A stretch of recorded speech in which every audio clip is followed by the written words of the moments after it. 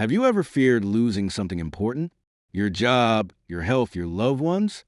Have you ever felt anxiety over things beyond your control, fearing the worst case scenarios that life might throw at you? If so, you're not alone. Fear of the future, fear of loss, and fear of suffering are deeply ingrained in the human experience. But what if I told you there was a way to not only overcome these fears, but to transform them into a source of strength and tranquility? This is the art of negative visualization, a powerful Stoic technique designed to prepare us for the worst while allowing us to live with greater gratitude, peace, and resilience. At its core, negative visualization is about mentally rehearsing worst-case scenarios before they happen. This isn't about being pessimistic or dwelling on negativity. It's about mentally preparing ourselves so that if misfortune does come, we are not caught off guard.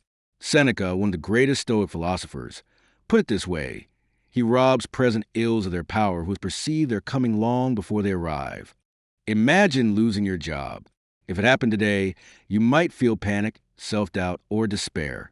But what if weeks or months before, you had already considered this possibility? What if you had thought deeply about how you would cope, what steps you would take, and how you would maintain your inner peace regardless of external circumstances? When the moment arrives, instead of feeling overwhelmed, you feel prepared. You say to yourself, I knew this was possible, and I have already thought about how I will handle it.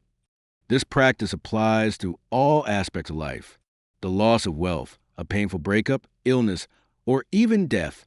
Negative visualization allows us to face these realities with a composed mind. Marcus Aurelius, the philosopher emperor of Rome, wrote in his Meditations, begin each day by telling yourself, today I shall meet with interference, ingratitude, insolence, disloyalty, ill will, and selfishness, all of them due to the offender's ignorance of good and evil. By preparing for difficulties in advance, we make ourselves less vulnerable to emotional upheaval when they arrive. But there's more to this practice than just preparation. It also deepens our appreciation for present. By imagining life without the things we cherish, we develop a profound gratitude for what we currently have. Think about your loved ones. Imagine, for a moment, that you never got to see them again. It's painful, isn't it?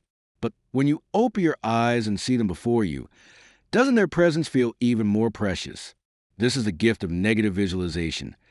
It teaches us to cherish what we have before it is gone. So, how can you start applying this technique in your own life? Here are 3 simple ways. 1. Daily reflection. Each morning or evening, take a few minutes to imagine losing something important to you. Not to dwell on fear, but to prepare yourself mentally and cultivate appreciation. If you lost your home, how would you adapt? If you lost your job, how would you rebuild? If today was your last day, how would you live? 2.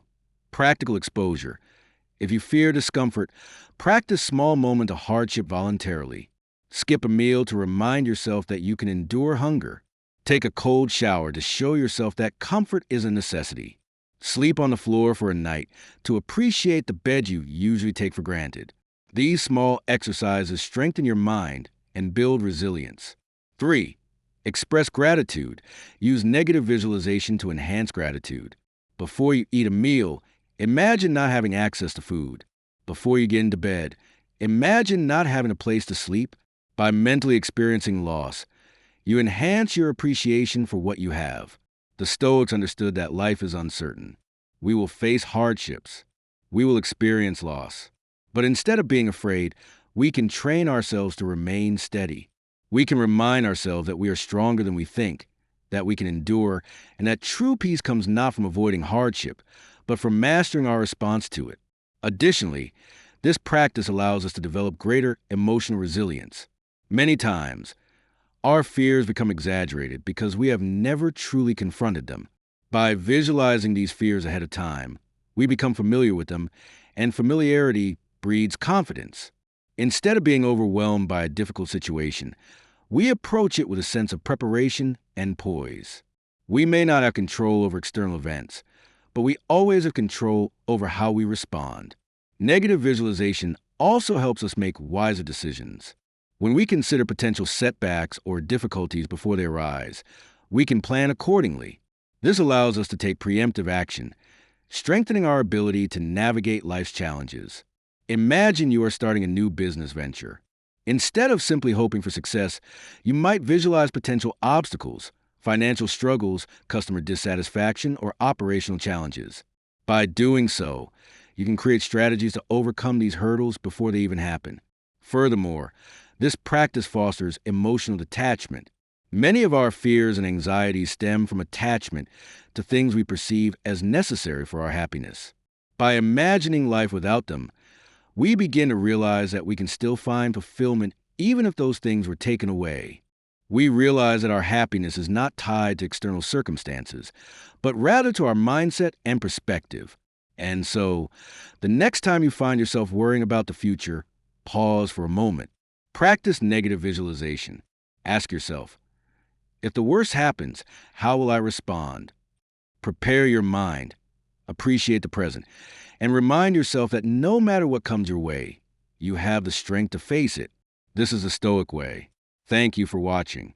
If this message resonated with you, give this video a thumbs up, subscribe for more Stoic wisdom, and let me know in the comments, what's one fear you are ready to face with Stoic resilience? Until next time, stay strong, stay wise, and keep living with courage.